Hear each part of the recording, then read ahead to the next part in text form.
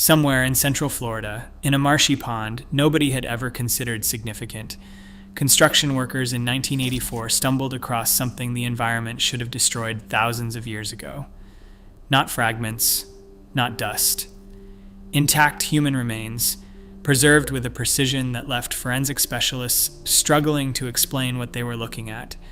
168 individuals, 8,000 years old, brains still present inside the skulls, and locked inside those brains, something that the science of that decade was barely equipped to extract: DNA. Genetic material from the oldest confirmed human settlement ever found in North America. When researchers finally sequenced it, the results did not simply add a footnote to the existing story of prehistoric America.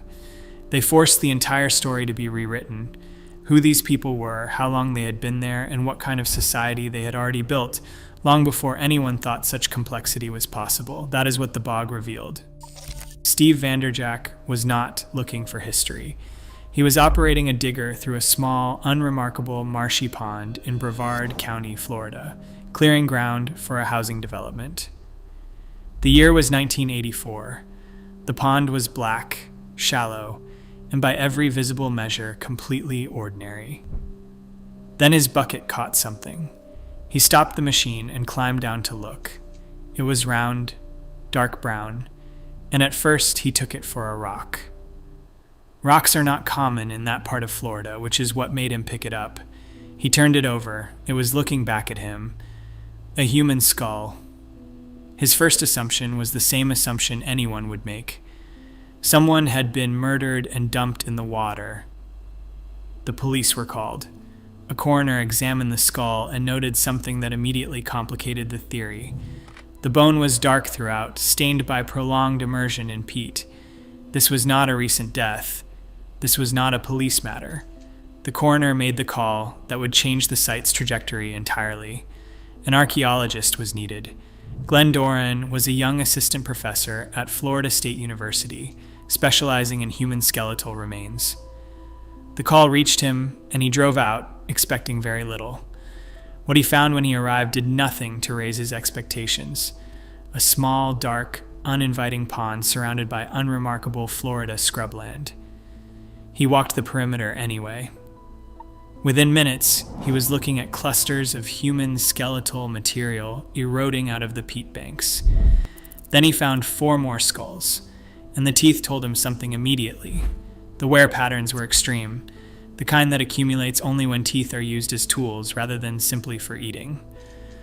Modern people do not produce wear like that. Ancient people, people who used their teeth to grip, to work materials, to do the things hands and tools do now, did. He knew before any laboratory result came back that he was looking at remains from deep prehistory. Radiocarbon dating confirmed it. The bones were between 7,000 and 8,000 years old, 5,000 years before the birth of Christ, 3,000 years before the first Egyptian pyramid, 2,000 years before Stonehenge. The team described the results as walking on clouds. They had expected old. They had not expected this. The problem was immediate and enormous. The remains were underwater. The bog held millions of gallons, and anything excavated without controlled conditions would be lost within hours of exposure to open air. It took 2 years to engineer a solution. 150 well points were sunk into the peat, and pumps ran around the clock, pulling 700 gallons of water per minute out of the marsh. Slowly, the floor of the bog came into view. What the team saw when the excavation began was not what anyone had prepared for. The handful of skulls found by accident were not anomalies. They were the surface of something far larger. Body after body emerged from the peat. Men, women, children. Most were in the fetal position, exactly as they had been placed by the people who buried them. The arrangement was deliberate and consistent across the entire floor of the marsh. When the full count was completed, 168 individuals had been recovered. Dating tests on the burial ground itself revealed it had been in continuous use for 1,300 years.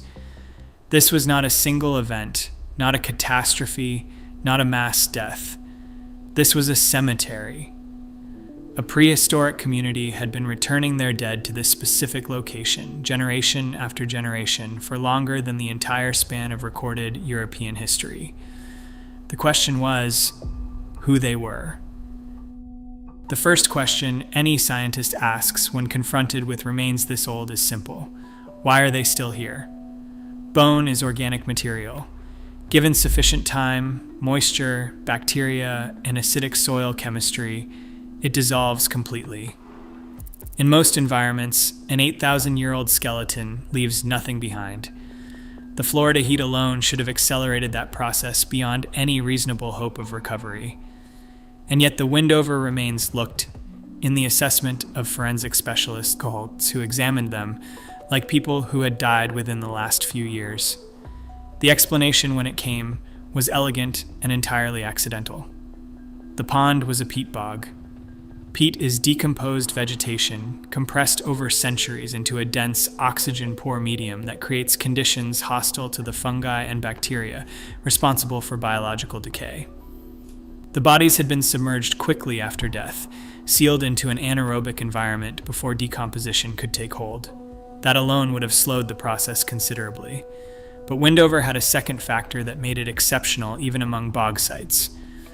The peat chemistry was non-acidic. Most bogs are acidic enough to dissolve bone over long periods, which is why bog bodies recovered elsewhere in the world often retain soft tissue while the skeleton itself deteriorates.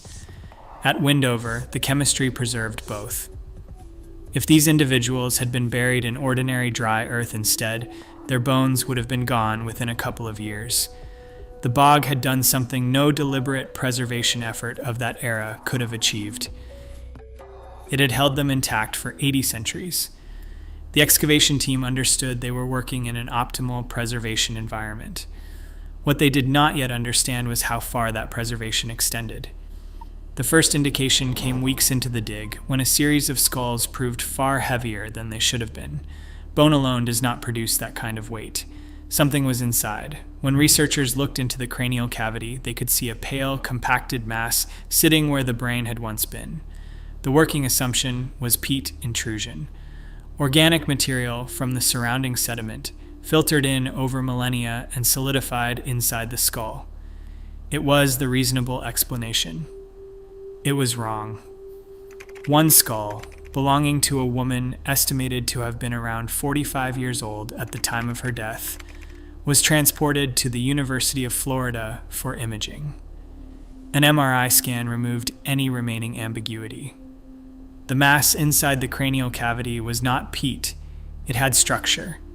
Defined biological structure. When researchers carefully removed it, the laboratory went silent. They were looking at a human brain, reduced to roughly a quarter of its normal size through desiccation and the pressures of millennia in waterlogged sediment, but unmistakable. The folds were present. The overall form was intact. A human brain, 8,000 years old, recovered in a condition that allowed its cellular architecture to be examined under a microscope. 91. Prehistoric brains were eventually recovered from the Windover site. 91. The number itself requires a moment. These were not traces or impressions or chemical residue. These were the actual organs inside which 8,000-year-old thoughts had formed. The significance of that is not merely sentimental. Homo sapiens has not changed neurologically in 150,000 years. The brain sitting in a laboratory in Florida was not a primitive organ. It was structurally identical to the brain of the scientist examining it. The Windover people were fully modern humans in every biological sense. Whatever they experienced, whatever they understood, whatever they felt about the world around them, they processed it with the same cognitive architecture we use today. The bog had not just preserved their bodies, it had preserved the evidence of their minds. The brains changed the question, not just what had survived, but what might still be readable inside what had survived. Cellular structure visible under a microscope meant one thing to geneticist Bill Houseworth. If the architecture of the cells had held together across 8,000 years of waterlogged burial, there was a possibility, remote and unprecedented, that the cells still contained something. DNA is housed inside cells, damaged, fragmented, chemically degraded after that length of time, almost certainly, but potentially present, potentially extractable. The attempt that followed was, at that moment in the history of the science, the equivalent of reaching into the dark and expecting to find something that had no business still being there. The extraction process involved mixing samples of the ancient brain tissue with enzymes designed to break down cellular material and release any genetic content still locked inside. The samples were then subjected to cycles of cooling and agitation to isolate what remained. 7,000 years in a waterlogged environment should have destroyed it completely. Heat, moisture, microbial activity, and simple chemical time all work against DNA preservation. The Sahara had resisted ancient DNA recovery for decades for exactly these reasons. Florida was not the Sahara, but it was not Siberian permafrost either. Nobody seriously expected this to work. The results came back positive. Human DNA. Not contamination from the surrounding vegetation, not environmental material carried in by the peat. Human genetic sequences, recovered from brain tissue that had been sitting at the bottom of a Florida bog since 3,000 years before the Egyptian pyramids were built. Houseworth moved immediately to the contamination problem, because that is where the entire result could unravel. Ancient DNA recovery is vulnerable to a specific and persistent failure mode. Modern human DNA from researchers handling the specimens can infiltrate samples and produce false positives. The sequences look human because they are human, just not the human being studied. Ruling this out required a comparison. Houseworth mapped the Windover sequences against the known genetic profiles of different ethnic populations. The result was unambiguous. The DNA was distinctly Native American in type, a genetic signature with specific markers that distinguish it cleanly from European, African, and Asian profiles. Since no Native Americans had been involved in the handling or processing of the specimens, modern contamination could be ruled out with confidence. What he had recovered was genuine. Stone Age DNA from the oldest confirmed human genetic material extracted anywhere on Earth at that time. The sequences carried information beyond simply confirming identity. They told researchers what these people looked like. Dark hair, dark eyes, dark skin, a physical profile consistent with modern Native American populations. This was not a mysterious lost race with no connection to the people who came after them. The Windover people were the ancestors. The genetic signature present in those 8,000-year-old brains is the same signature that runs through the indigenous populations of the Americas today. They were not at the beginning of a story that would eventually become something else. They were the foundation of a line that is never broken. One individual was selected for facial reconstruction. A woman, approximately 70 years old at the time of her death, one of the oldest individuals recovered from the site. Her skull was scanned and converted into a three-dimensional model. Tissue depth data and the DNA profile guided the application of facial features. Glenn Doran, who had spent 2 decades studying her remains without ever seeing her face, watched the reconstruction emerge on a screen. Dark skin, dark eyes, the classic bone structure of a Native American elder. 8,000 years collapsed into a single image. She looked back into a world that had forgotten she existed. The bones did not describe a people on the edge of survival. That is the assumption that attaches automatically to the phrase Stone Age hunter-gatherer, a marginal existence, bodies worn down by scarcity, lives measured in the effort required simply to continue living. The Windover skeletal record said something different. Some of the men stood nearly 6 feet tall. Bone density across the population indicated robust physical health. These were not people eking out a meager existence in a hostile environment. This part of Florida 8,000 years ago was extraordinarily resource-rich, threaded with rivers, dense with game, bordered by coastline that supplied protein year-round.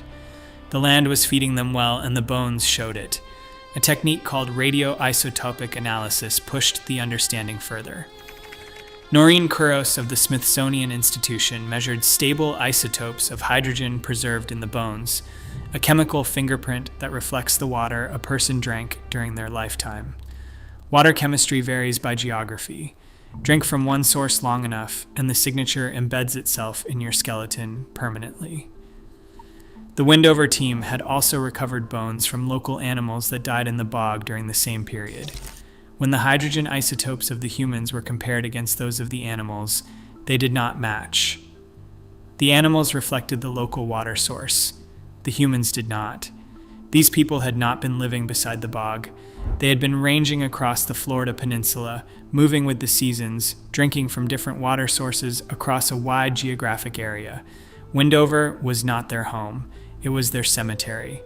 And they were traveling back to it, deliberately, sometimes across considerable distances, to bury their dead in this specific place and nowhere else. The grave goods confirmed what the effort of that journey implied.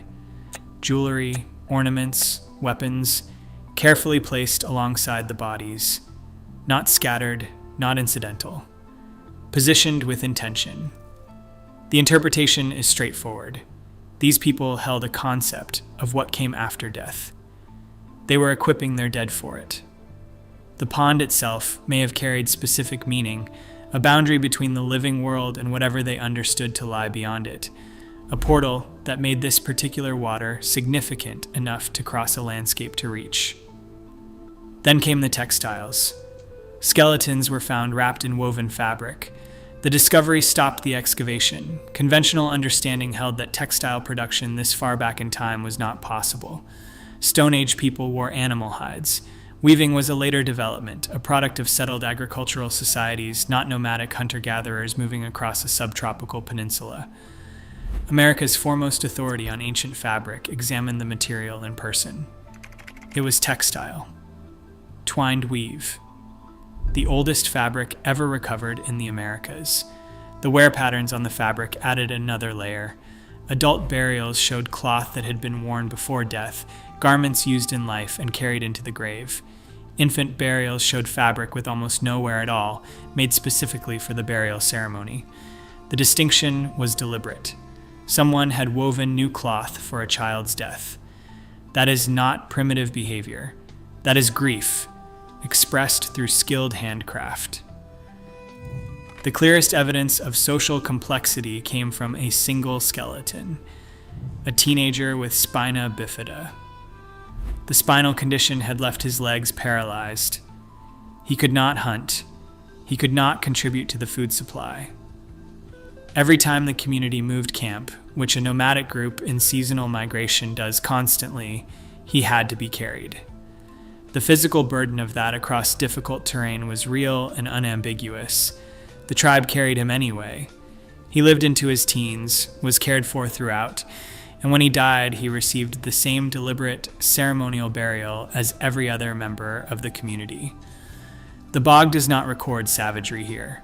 It records something considerably more demanding than that.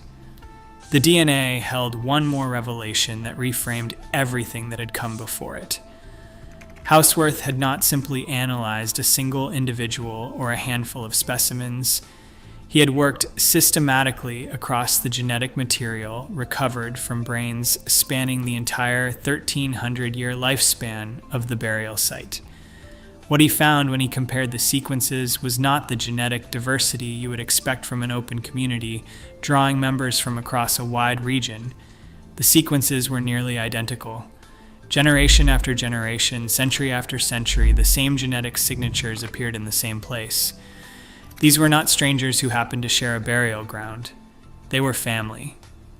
An extended, interrelated clan returning their dead to the same water across more than a millennium, maintaining a tradition so deeply embedded in their identity that it persisted longer than most civilizations have managed to exist at all. The tribe had not interbred with outsiders. The genetic record showed no outside influence entering the population across that entire span. In a period when human contact between groups was genuinely rare, the Windover people had remained a closed dynasty. The bog was not merely a cemetery. It was the physical center of a lineage, the place where the thread between the living and the dead was maintained, renewed with every burial, held intact across generations that never broke the practice. That kind of continuity does not happen accidentally. It is chosen, deliberately, repeatedly, by people who understood exactly what they were preserving. Then grave 102, a male, late 20s to early 30s, in the full physical prime of his life. Alongside his remains, a spear point carved from deer antler. The initial assumption was a grave offering, a weapon placed with a hunter for use in whatever came next. Then the excavation continued. The point was not beside the body. It was inside it, driven deeply into the pelvis, the tip locked into bone, with a force that had held it there for 8,000 years. Forensic pathologist Mike Warren applied the same analytical framework he uses at modern homicide scenes. The trajectory of the wound angled upward from below, which ruled out a ranged spear throw immediately. A spear launched at distance follows an arched trajectory and enters the body angled downward. This wound ran in the opposite direction. The man was already on the ground when the weapon was driven into him. The wound showed no signs of healing. It occurred at or around the time of death. But it was not the fatal injury. No vital structures were struck. Something else had killed him first, most likely a spear strike between the ribs that passed through soft tissue and left no trace on the skeleton. He went down from the first blow. The second was delivered after. Then the detail that changes the entire character of what happened. His skull was missing. Not displaced, not lost to sediment movement. Every surrounding skeleton in the bog was fully intact. His was not. The top 3 cervical vertebrae were also absent, the bones that connect the skull directly to the spine.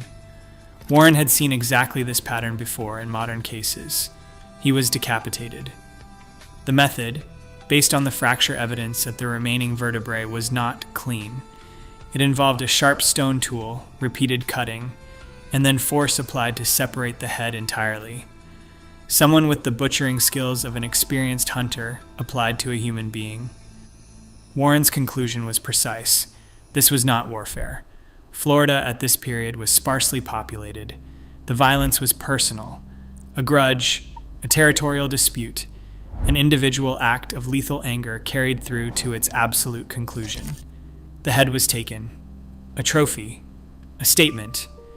Inside a community that had carried its paralyzed across landscapes and woven burial cloth for its infants, one man had been hunted, killed, and deliberately mutilated. Both things were true simultaneously. They always are. Return to what the BOG actually produced. 168 individuals preserved across 8,000 years in an environment that should have made preservation impossible. 91 intact brains. The oldest human DNA ever recovered at the time of extraction. The oldest textile ever found in the Americas. A genetic record spanning 1,300 years of continuous family burial. A forensic homicide case solved without a single piece of modern evidence. Each of these findings would have been significant in isolation. Together, they form something larger than any individual discovery. They form a portrait. The Windover people were not a footnote. They were not a primitive antecedent to something more developed that came later. They were a fully realized society, operating at a level of social and technological sophistication that the existing models of prehistoric America had not predicted and were not prepared to accommodate. They wove complex fabric. They maintained a sacred site across more than a millennium. They cared for their disabled across seasons of migration. They had belief systems elaborate enough to require grave preparation, journey, and ceremony. They had conflicts personal enough to end in decapitation. Every one of those facts points in the same direction. These were modern humans living modern human lives, 8,000 years before anyone thought to look for evidence of it in a Florida bog. The DNA confirmed what the bones implied and went further. The genetic continuity across 1,300 years of burial told researchers that this was not a transient population passing through a landscape. This was a people rooted to a place in the deepest possible sense, not geographically, because the isotope evidence showed they were nomadic, but spiritually and genealogically. The bog was the fixed point around which their entire identity organized itself. They ranged across the peninsula. They always came back. The DNA is the proof of that return, written in sequences so consistent across centuries that the fidelity of the tradition is measurable in the genetic record itself. What the science has not yet finished is the larger question the Wendover DNA opens. The sequences recovered represent a population that had been in the Americas long enough to develop a genetic profile entirely distinct from the Asian populations they ultimately descended from.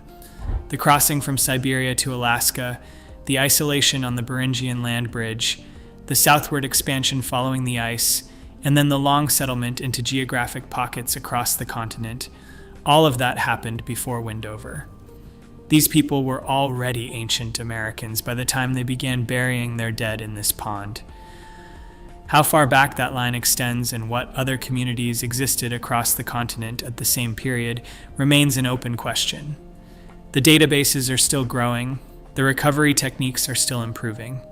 Ancient DNA work in hot and humid environments, long considered impossible for the same reasons that made Wendover itself so unexpected, is now a field that exists specifically because a Florida bog proved the assumptions wrong.